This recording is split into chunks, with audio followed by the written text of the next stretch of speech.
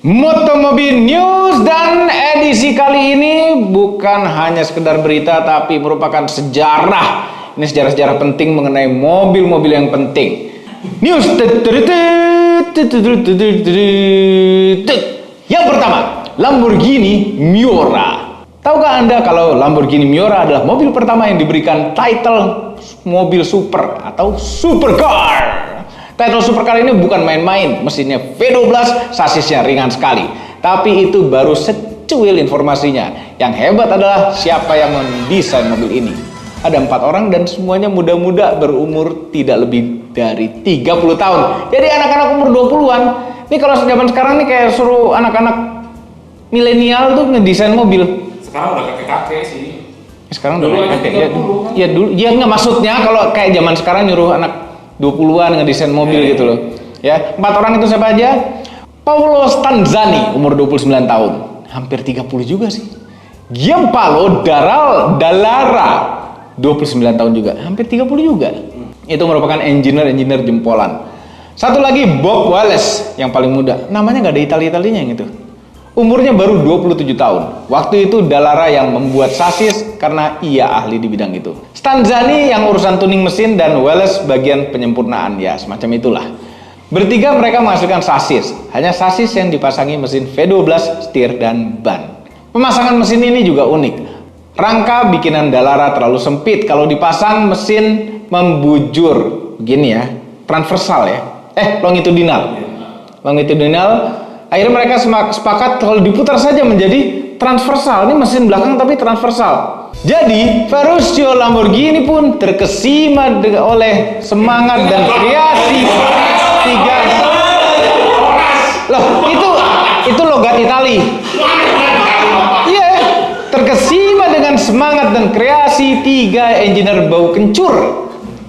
Itu bau kencur emang dia. Dan mereka itu semua pesimis, ini sasis mau diapain.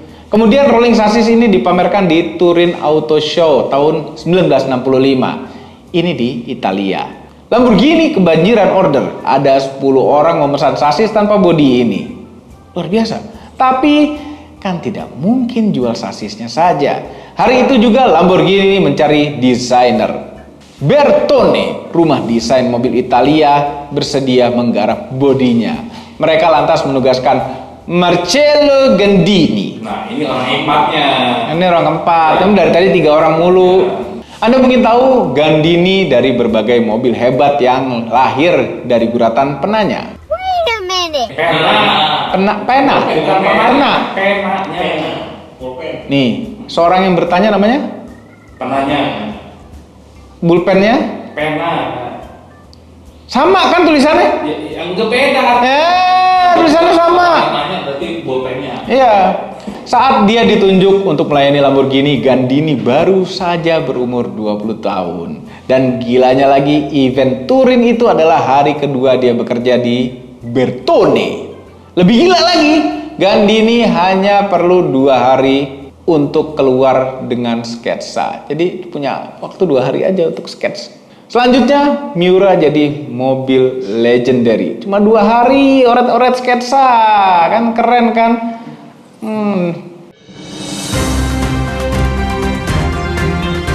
Berikutnya, dilema BMW i36 M3. BMW dan orang Amerika. Ini lucu, setelah BMW M3 i30 dijual di Amerika, BMW setempat menyatakan kapok jualan M3. Kenapa bisa kapok? Ternyata susah laku, nggak laku E30 M3. Heran, padahal itu mobil bagus sekali. Kenapa mereka tidak suka? Kenapa nggak ada yang beli?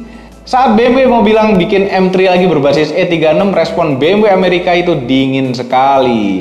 Jerman menyatakan, kalian harus jual itu M3, kami buat yang lebih baik. E36 M3 tidak seperti pendahulunya, yang memang didesain untuk balapan dan dibuatkan versi jalan rayanya. M3 E36 kebalikannya, mobil jalan raya yang dibuat kencang, jadi dibalik. Mesinnya itu S50, 6 silinder bertenaga 282 horsepower. Amerika tetap tidak mau. Untungnya ada editor majalah komunitas BMW yang mengajak pembacanya untuk mengirim surat ke APM BMW Amerika. Semacam bikin petisi, supaya mobil itu bisa dijual di Amerika. Nah ini kita juga bisa bikin petisi, misalnya ke Suzuki. Ya siapa tahu mereka mau masukin Vitara Brezza ke Indonesia. Brezza. Itu tulisannya Brezza. Salah. Vitara Brezza. Brezza. Tahu bentuknya sih menarik. Tapi nggak yakin enak ya. Nah, tapi bentuknya menarik dan kenapa malah masukin yang itu, yang kopi itu? Heran. BMW Amerika pun mengalah, mereka siap menampung M3 baru ini. Tapi masalahnya baru muncul. Harganya kemahalan. Waktu itu $50.000. $50.000 waktu zaman tahun berapa tuh? 90-an ya? 90-an itu banyak. Kata BMW Amerika ini paling bisa laku hanya 10 unit saja setahun. Kalau bisa harganya 35.000 aja. Kami mau kalau 35.000 kata BMW Amerika. Solusinya mesinnya diganti. S50 diturunkan menjadi M50B25 sama seperti mesin E36 yang ada di rumah kami. Mobilnya Mobi 1 anak kami. Itu mesinnya sama dengan BMW M3 Amerika, tapi untuk M3 Amerika dimodifikasi habis-habisan. Nama mesinnya berubah menjadi S50B30 US. Ada US-nya tuh untuk pasar Amerika doang. Tenaganya hanya 240 horsepower saja. Kecil. Tapi sasis dan kaki-kakinya sama persis dengan BMW M3 di Eropa. Dan ternyata laku. BMW sendiri sampai bingung melayani SPK yang masuk. Nah saat itu M3 dan BMW M lainnya selalu laris di negara itu, Amerika.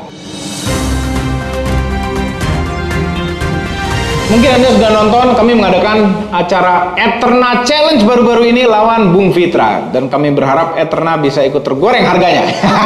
Bukan itu. Kami berharap Anda bisa bernostalgia dengan ketangguhan sedan Mitsubishi ini. Tapi tahukah Anda kalau Eterna pernah punya edisi khusus yang jumlahnya sangat terbatas di Indonesia yang namanya Eterna Le Mans. Eterna AMG memang pernah masuk tapi nggak resmi dan itu sedikit sekali. Cuma sebenarnya isinya kurang lebih sama karena yang AMG pun bukan seperti VR4 yang all wheel drive.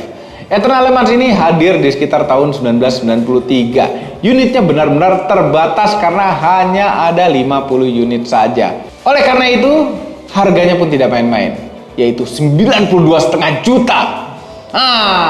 Zaman itu mahal. Zaman itu mahal. Tentu Anda bertanya-tanya, Eterna Le Mans ini punya fitur apa saja, kenapa bisa spesial? Dimulai dari side body molding, bumper, dan tentu saja logo Le Mans. Lalu bentuk velgnya pun berbeda, yaitu palang 5. Grill depan dan lampu belakangnya pun berbeda dengan versi GTI pada umumnya. Yang lebih asik lagi, ada komponen kompetisi milik Mitsubishi Galant VR4 yang dipasang pada unit Le Mans ini. Ngomong Le Mans apa Le Mans sih jadinya? Udahlah, bebas lah. Bebas ya? Anda puas, Anda Le Mans. Iya. Beberapa parts kompetisi yang terpasang antara lain rem Brembo, remnya Brembo, exhaust kit, engine tune-up, dan suspension kit racing. Dan perubahan-perubahan itu berkhasiat untuk mendongkrak performa Mitsubishi Eterna GTI Le Mans sampai 20%. Atau tenaganya bisa lebih dari 170 horsepower. Jadinya memang sedan sleeper sejati. 170 horsepower dari 2000 cc zaman itu tuh luar biasa. Gede banget. Next. Habis. Ya itu saja video hari ini. Jangan lupa tekan tombol jempol ke atas dan subscribe channel Motomobi, Omobi, dan Mes Mobi apabila belum berikut dengan tombol lonceng share video ini ke seluruh dunia melalui sosial media Anda, dan jangan lupa follow sosial media kami semua. Cek website motomobinews.id, di situ berita-berita otomotif menarik. Terima kasih telah menonton.